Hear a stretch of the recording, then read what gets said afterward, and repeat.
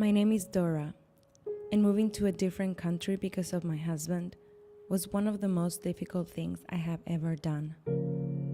That's why I wanted to meet other women in a similar situation and share our experiences. So before I moved to Germany, I was an independent actress.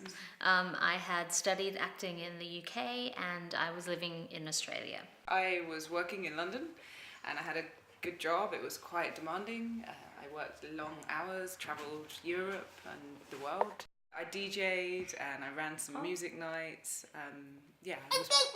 I was busy quite a lot of the time. I was in this whole industry of beauty pageants and photography and modeling. So I thought the best place to do this was Los Angeles.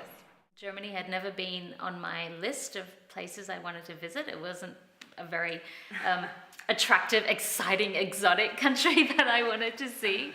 But all of a sudden it was because, I was in love with a German. There was a definite thrill in the air about the chance to be somewhere else and be somewhere new.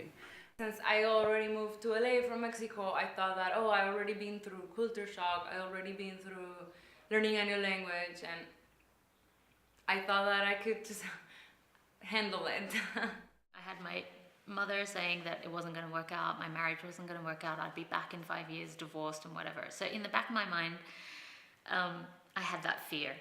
I didn't really give myself enough time to even think about what it was I was doing, because we were caught up in just the momentum, and our flat, the rent ran out on our flat, and so it was just, either we go now or we don't go at all. So it sort of all happened very quickly. My mother had expectations that I would marry an Indian man. My mom was freaking out and my father was just thoughtful, and then he said, you can only go if you get married.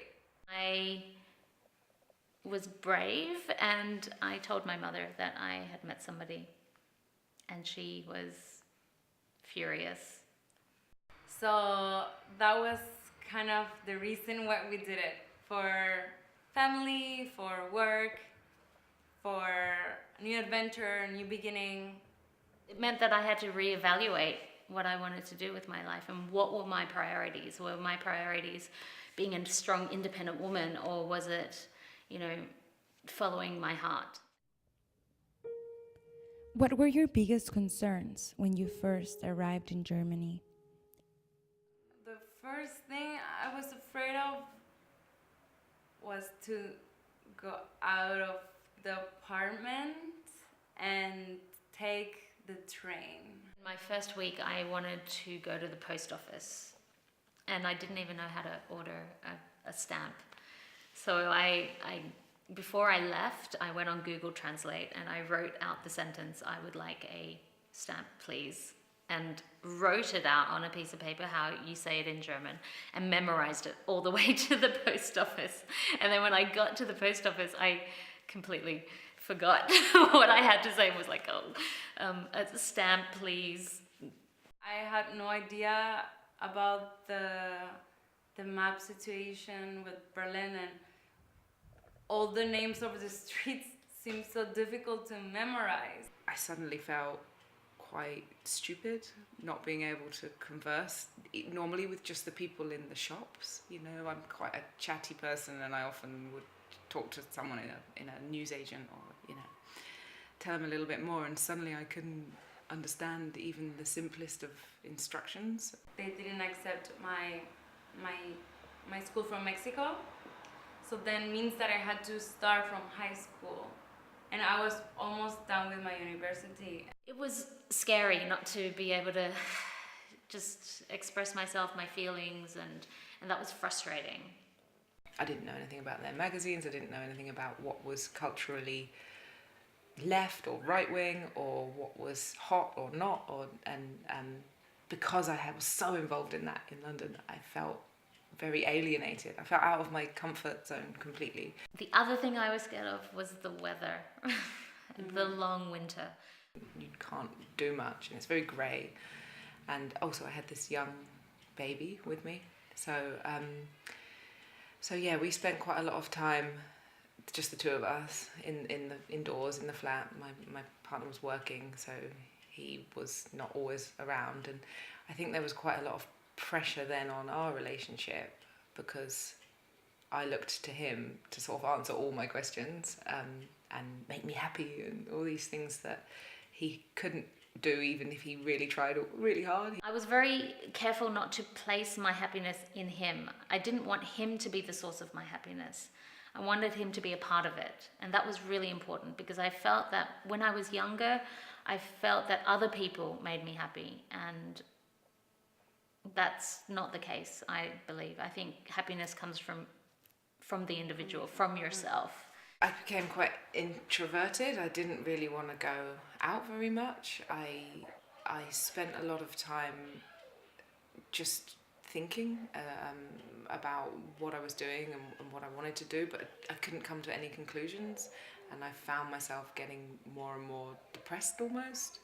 I remember days of opening up the computer, opening up the Google page, and then not having anything to write because I didn't even know where to begin to look for what I wanted to look for. I didn't even know if I knew what I wanted to look for.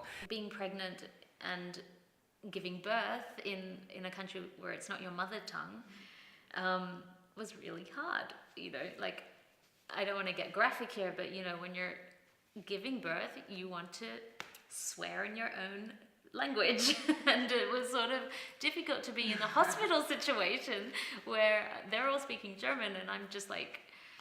My partner and I were fighting quite a lot because there was a lot of pressure on our relationship for him to be the provider of everything, and I was then getting upset because he was the nearest person to me, so obviously any emotion I would take out on him. And it got to the point where I knew I just needed to have some sort of work, something that got me out of the house and away from the situations. Being at home alone for so long, it made me very depressed. So then being really all the way down, it kind of wake me up and also wake my husband up, and then he was like, okay, we have to do something about this. So I went back to Mexico for 1 month and I started to talk to my parents about it, because even though like this whole time that I was here, I was not really telling them the way I was feeling, because I was scared that they would be really worried about me. So I kind of just finally told them, oh,